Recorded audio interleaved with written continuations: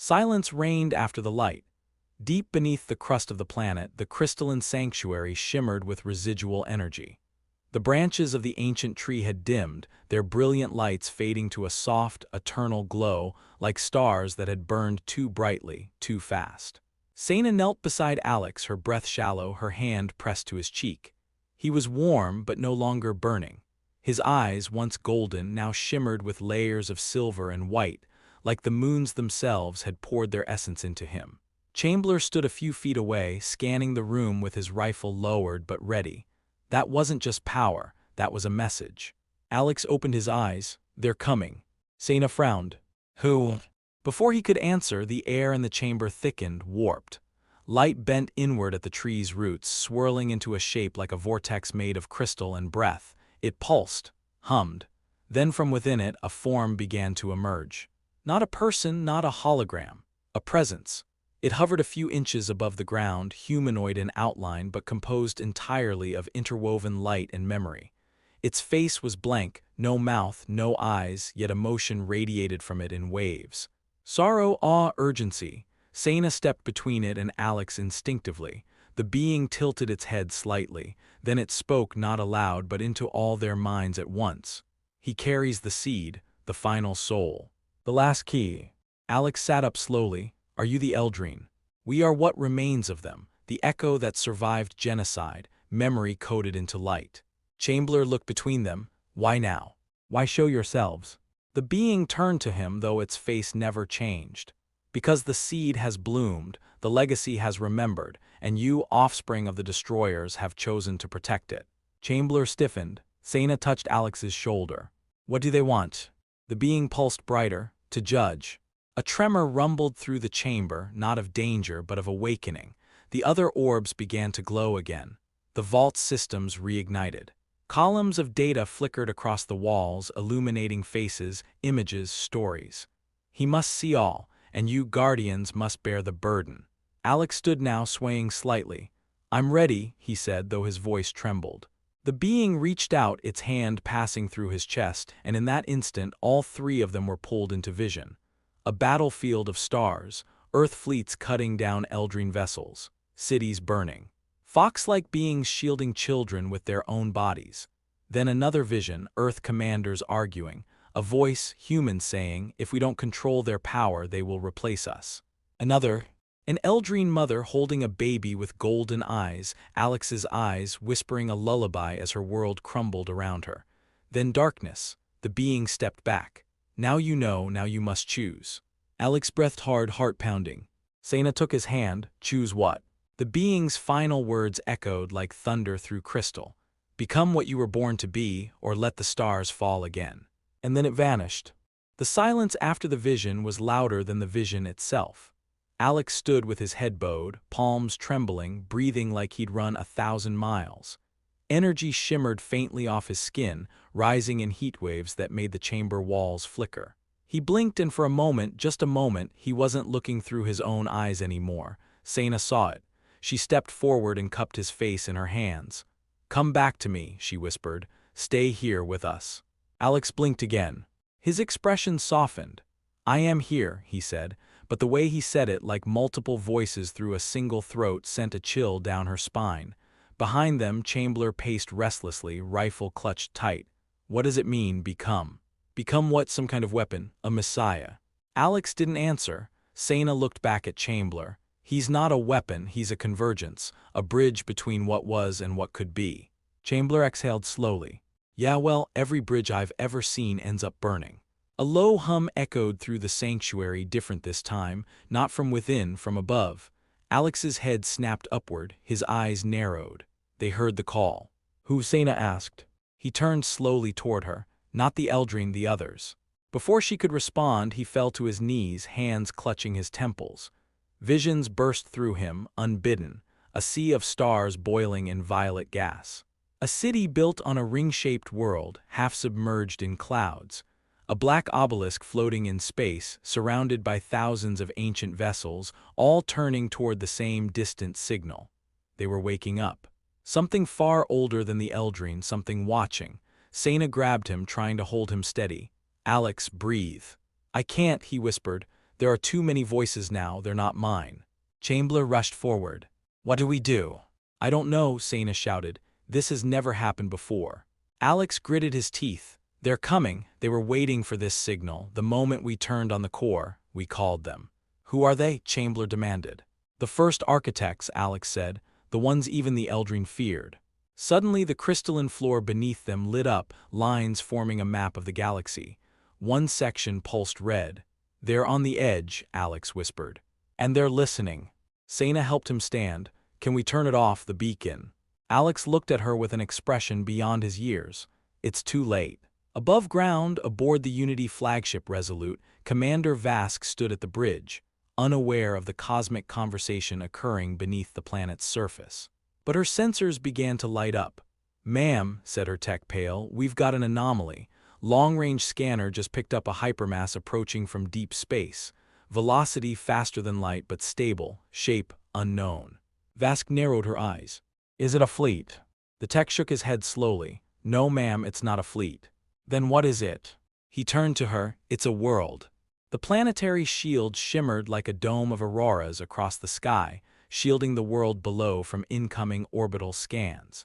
But even its ancient defenses couldn't hide the growing presence now moving through space toward them. In the sanctuary, Alex sat cross-legged at the base of the crystalline tree. His body was still, but his mind wandered light years away. Threads of thought wove through time, connecting to something vast, something awake. They're not just coming, he said softly, they're remembering. Seyna stood with her arms crossed, eyes fixed on him. The silver light pulsing beneath his skin had not dimmed. If anything, it had grown brighter. Every minute he spent in that trance took him farther from them. You're slipping, she said. You're not just Alex anymore. I'm still me, he replied, but I'm also them. Chamber paced near the sanctuary entrance. His comm buzzed for the 5th time in 10 minutes. He didn't answer. They're ordering me to evacuate, he said finally. Planet-wide recall. They think the thing approaching is a planet destroyer. Are they wrong? Seyna asked. I don't know. But if I refuse, they'll send backup and bombs. Seyna turned to Alex. You hear that? They're going to kill everything. Alex slowly opened his eyes. They always do. Suddenly his posture straightened, his voice sharpened. It's not here to destroy, it's here to decide. Chamber's brow furrowed. Decide what? Alex looked up toward the ceiling as though seeing through it. Whether this galaxy is ready. For what? Seyna asked. Alex stood, his body glowing with soft golden and silver light. To evolve. High above the planet, aboard the Resolute, Commander Vask stared at the latest telemetry. The approaching anomaly now appeared on all long-range scopes. It was gargantuan, a spherical shell wrapped in orbiting rings, each one rotating independently. Its surface wasn't metal but something organic, living, breathing. It's not possible, her science officer murmured. It's not just a ship. It's a being. A sentient world? Vask asked, voice low. Yes, ma'am, and it's aware. Of us. Of him. Back below, Seyna stepped toward Alex, grabbing his arm. You can't go with it. I have to, he said gently. You're a child. I was. Before the tree, before the seed inside me bloomed. Now I'm more. That's not an answer, she hissed. Alex looked at her, his voice suddenly trembling. I'm scared too, but I hear them calling me Seyna. They're asking what kind of being I'll become, and I don't know the answer, but I have to find it because if I don't, they'll answer it for me. Chamber stepped forward, his comm buzzing again. You're not going alone, he said. Alex looked at him. If you come, they'll test you too. I've been tested all my life, Chamber said. What's one more trial? Seyna said nothing for a long time. Then finally, her voice low. If they hurt you, Alex, I'll burn the stars. Alex nodded, grateful. Suddenly, the sanctuary's crystals began to chime, a tone unlike before. Not warning, not danger, invitation. Alex stepped onto the dais. The light of the Eldrin core flared, and a beam shot skyward through the tunnels and atmosphere straight into the oncoming world. In space, the world ship slowed, and then with impossible speed it vanished. No explosion, no sound. It was simply gone. Chamber stared up. What the hell just happened? Alex turned back to them. They're not coming here, he said. They want me to come to them. The dais dimmed, its golden glow receding into the sanctuary floor, leaving silence and the weight of destiny behind. Alex stepped down slowly. His eyes no longer shimmered, they burned two molten cores of silver and starlight. He looked older not in body but in presence. "They gave me coordinates," he said softly. "To what?" Chamberlain asked, tension in his jaw. "To the gate." Seyna's tail swayed in uncertainty. Gate. A structure in deep space. Orbiting a dead sun, older than stars, they call it the Crucible. Chamberlain frowned. "You're not ready for something like that." Alex looked at him. Neither were they, but they built it anyway. Seyna turned to the tree, studying the slowly fading orbs. Why now?" Alex's gaze dropped. "They said I was planted, hidden, a hybrid, something new but not entirely, Eldrine." Silence filled the space. "What?" Seyna whispered, stepping forward. Alex looked at her, pain flickering in his eyes. "Part of me is from Earth." Chamberlain's shoulders dropped. "That's not possible." "It is," Alex said. "They used an Earth genetic donor, and not just anyone." He turned to Seyna. "It was your ancestor. The first admiral of the Unity Conquest Fleet, Eva Seynar." Seyna froze. "No, that can't be." "The Eldrine captured her during the war," Alex continued. "They didn't kill her, they studied her, and she changed. She helped create the Seed Project. You carry her bloodline." Seyna staggered back, her claws digging slightly into the crystalline floor. "I was born from her." "You're not her," Alex said quickly. "You're what she became. Something better." Chamberlain took a deep breath. "So we're all mixed in this, there's no pure side, no clean lines." "No," Alex agreed, "that's the point." Above them, aboard the Resolute, Vask's eyes widened as her analysts decoded the last energy burst from the planet's core. "Ma'am," the tech said, nervous, "we cracked part of the signal. It's not just a location, it's a gateway protocol. They're preparing for travel beyond Unity space." "To where?" Vask asked. "We don't know, no charted region. Possibly uncharted multiverse sector." Vask turned sharply. "If they disappear, we lose control of the narrative, we'll look like the villains." The tech hesitated. "Ma'am, they already see us that way." Vask's eyes narrowed. "Then we stop them." She activated a private channel, prepped the Scorch cannon, no more warnings, burn them out. Back underground, Seyna stared at her hands. "So what am I, a weapon, a ghost of war?" "You're a survivor," Alex said. "Just like me. And if I can't protect you, you already have." He reached for her hand. Their fingers touched, energy humming between them like memory passed from mother to son, from past to future. Chamberlain broke the moment. "Ship's ready," he said. "We can reach orbit through the old vault lifter. It's buried, but I can clear a path." Seyna nodded. "Then let's go." None of them noticed the flicker of light in the far wall. The moment the sanctuary's defenses blinked. Vask's signal had pierced through, and above them, hidden in the clouds, the Scorch cannon began to charge. The vault lifter lay buried under centuries of rock and root, a forgotten relic of the first settlers who dared land on this moon. Its black hull was coated in mineral dust, its engines entombed by creeping vines of crystal, but as the sanctuary lights dimmed behind them, the ship pulsed to life with a sound like thunder remembered. "Seal the inner corridor," Chamberlain barked as he ripped open the power conduits. "If we don't get this door shut, the blast from above will turn us to dust before we leave the shaft." Alex placed a hand on the cracked control panel. Golden light surged through the old circuits. The ship responded not just with power but with purpose. "It remembers me," he said. Seyna, crouched at the access hatch, growled softly. "You say that like it's normal." "To it I am." Overhead, the tunnel groaned. Echoes of detonation boomed through the mountain as the Scorch cannon's prelude struck the upper crust, melting stone and ionizing air. 10 minutes to core strike," Chamberlain shouted, checking the readouts. "If we're not out of the tunnel before then, we're toast." Seyna slashed at overgrowth, clogging the left thruster vent. "How fast can this thing punch through?" "Fast enough if the launch coil doesn't snap." Alex knelt by the navigation array. "I can stabilize it, I see the path already." The ship moaned again, as if waking from deep sleep. A hum built within the chamber. The tunnel walls vibrated. Then the voice of Commander Vask echoed through their comms, uninvited. "This is your final warning. You are in violation of Unity Directive Alpha 1. Surrender the boy or face annihilation." Chamberlain snatched the comm and snarled. "You think he's your property, you think you can burn truth and call it victory." Vask replied, calm as death, "I don't need victory. I need silence." The comm cut. Alex looked up. "She's afraid." "She should be," Seyna said, teeth bared. Outside, seismic charges detonated in the upper cavern. The vault lifter's support scaffolding cracked, massive stones crashing down just meters from the hull. Chamber dashed to the pilot seat. Ignition in 30. Seyna grabbed Alex, pressing him into the co-pilot's harness. "Stay with me." "I'm not going anywhere," he said, smiling faintly. "Good. Because I've fought gods to keep you alive." The engine core roared to life. Deep within the mountain, the ship's ancient propulsion matrix spun, absorbing energy from the Eldrine node Alex had touched. It glowed brighter than a sun. Chamber screamed over the noise. 3, 2, 1, launch.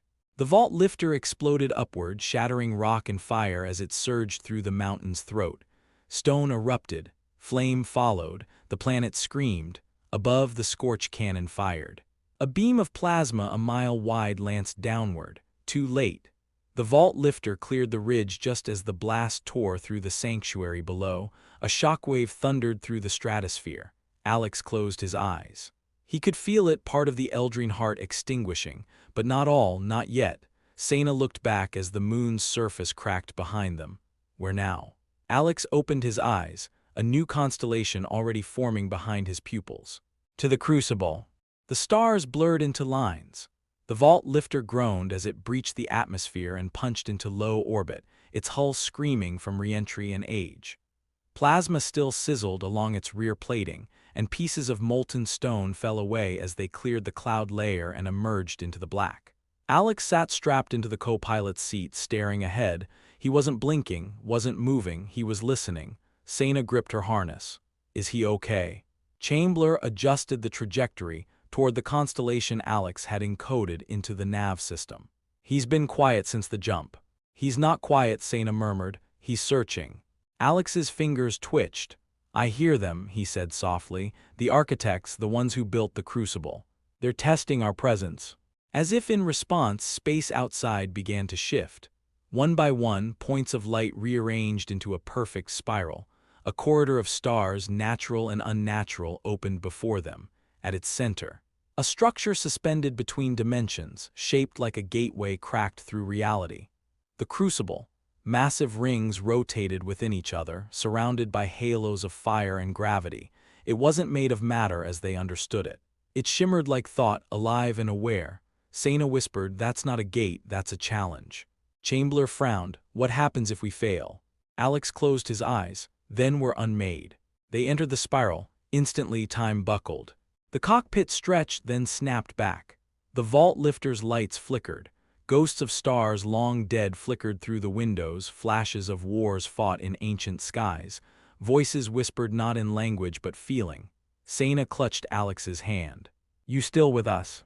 "I am," he said, "but they're trying to see if I belong." "Do you?" "I don't know." The ship shook violently. Chamber shouted, "We're losing structural cohesion. This isn't space, it's memory." Alex stood unbuckling. "What are you doing?" Seyna snapped. "They want me to walk." He stepped forward toward the navigation chamber where the artificial gravity collapsed. He floated now, suspended between what was and what might be. Images surrounded him. A planet devoured by its sun. A child reaching out to a figure made of light. A city collapsing in silence. Each image a test. Each one a judgment. Alex whispered, "I see you." And the Crucible responded. The corridor stabilized. The vault lifter slid forward. Behind them, far beyond the outer rim, Commander Vask stood in a darkened chamber aboard a cloaked relay station, far from Unity jurisdiction. In front of her, projected in scarlet mist, was the face of a being no human had summoned in over a century. It was not flesh. It was iron and dust and language-given machine. "You seek balance through extinction," the voice said. "I seek order," Vask replied, "and the architects are a threat to every law we've built. You want us to destroy your creation." "No," she said, "I want you to break the chain before it completes." The voice pulsed in response. "Then give us a path, give us the boy." Vask nodded slowly. "I already did." The vault lifter slowed to a crawl as it approached the center of the spiral corridor. Ahead, the Crucible loomed like a divine engine, 10,000 rotating rings, each etched with glowing glyphs older than galaxies. The void around it bent unnaturally, as if reality were leaning toward it in reverence or fear. Chamber adjusted their position manually. "This is as far as we go." Alex stood from the co-pilot's seat. I know. Seyna reached out, grasping his wrist. You're not going alone. I have to, he said. Only I can pass the gate. She shook her head. What if they take you? They won't. They're not here to imprison. They're here to understand. And if I can show them, we're more than what they fear. He trailed off. Chamber gave a tight nod. Then go, but don't forget who you are. Alex moved to the hatch. As it opened, he stepped out, not into vacuum, but into a stilled dimension. Time ceased to flow, sound ceased to travel, only the heartbeat of the crucible echoed in his mind. The gate's inner core opened, revealing a brilliant path suspended over nothing. He walked. Each step revealed more of the cosmos, fractals of possibility, reflections of past and future selves. He saw the child he was, the weapon he could become, and the voice he had yet to find. And then a question filled the air, not in words but essence. Why do you seek passage? Alex breathed in the answer, to give choice to those who were denied it. Silence, then the gate pulsed once. The rings aligned, he passed through. Inside the crucible was not a chamber, but a mind, thought, dream, intention. He floated in the heart of a construct that had shaped suns. Around him swirled the memories of entire species. Architect avatars formed, great beings of light and stone, watching him with curiosity and caution. One stepped forward. Its voice boomed through every molecule of his soul. You are not what we expected. I'm not what I expected either, he replied. Your flesh is hybrid, your spirit untempered, your lineage confused.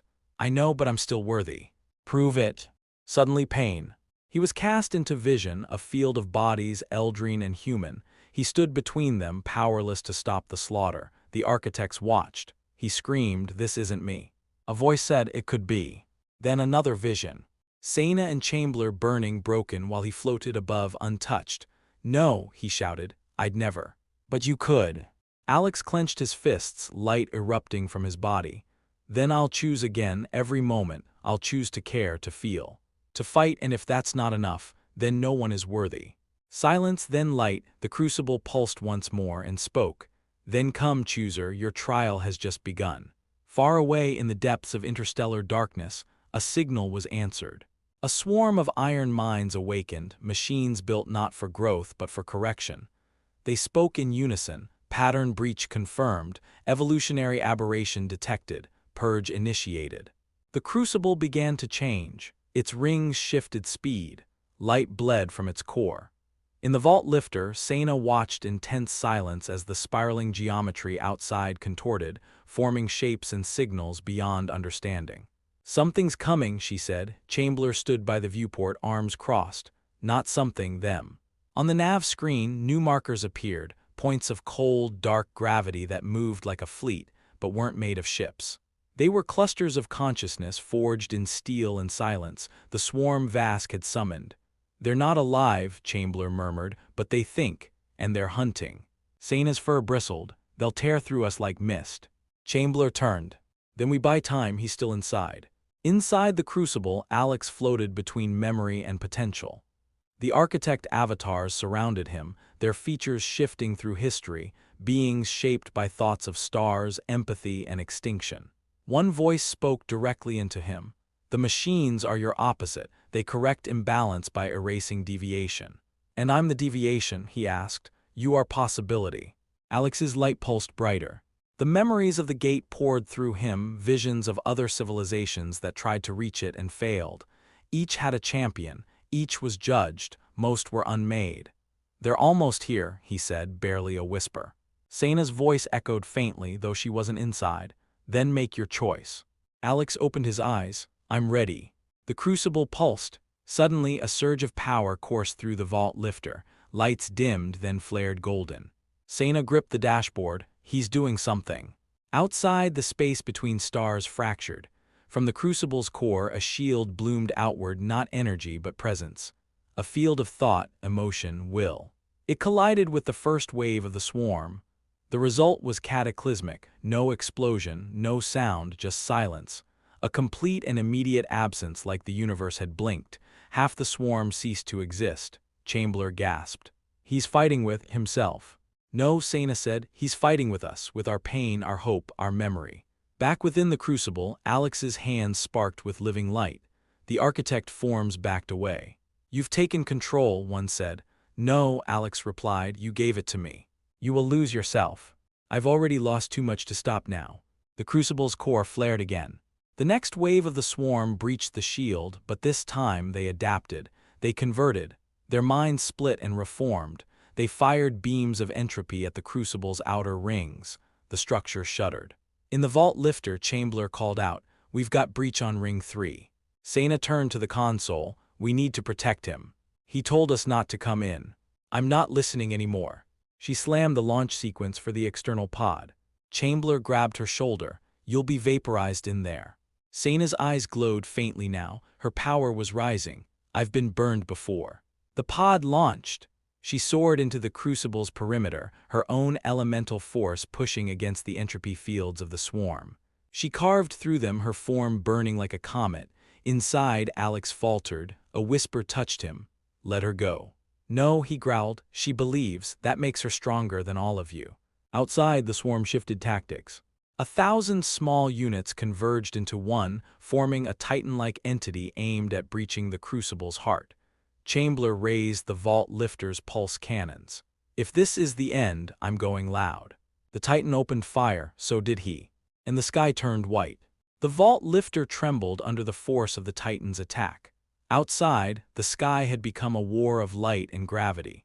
Seyna danced between entropy lances and swarm tendrils, her movements a blur of heat and fury. Her form shimmered, half fire, half storm, her elemental bloodline pushed beyond any known limit. Inside the crucible's mind, Alex felt every pulse of her power, every cry of resistance, but even he couldn't stop the next moment. The titan struck her. A blast of null energy struck her mid-flight. She screamed, an echo that tore through both matter and mind, and her body spiraled through space, crashing into the crucible's second ring. "Seyna," Alex cried. The architect voices stirred around him. "She cannot withstand them. She is not one of us." "She is more than you," he snarled. "She chose love. She chose me." Outside, Chamber had one shot left. The vault lifter's core burned dangerously, overload imminent. He opened the manual conduit and whispered, "If I buy him 10 more seconds, it's enough." He looked at Seyna's fading signal on the scanner. "Hang in there, Fox." He turned the ship toward the Titan and accelerated. Inside the crucible, Alex's body levitated higher. Light poured from his chest, pure thought, pure defiance. "I choose them," he said. "I choose us." The crucible ignited, its rings spun like galaxies in fast forward. Glyphs erupted from the core, all space warped. And then, the vault lifter collided with the Titan.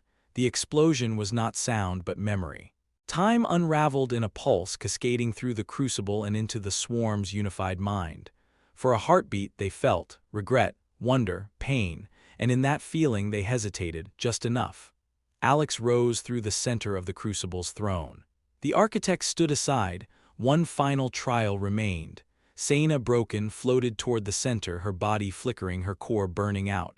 "Don't," Alex whispered. "Don't go." She looked at him through a fractured visor. "It's okay. You were worth it." "No, that's not your choice, that's mine." He stepped forward, light from his hands wrapped around her, not healing, but sharing. A portion of his power flowed into her, not to save her as she was, but to make her new. Seyna gasped as her eyes flared white. She didn't just awaken, she ascended. The crucible accepted her.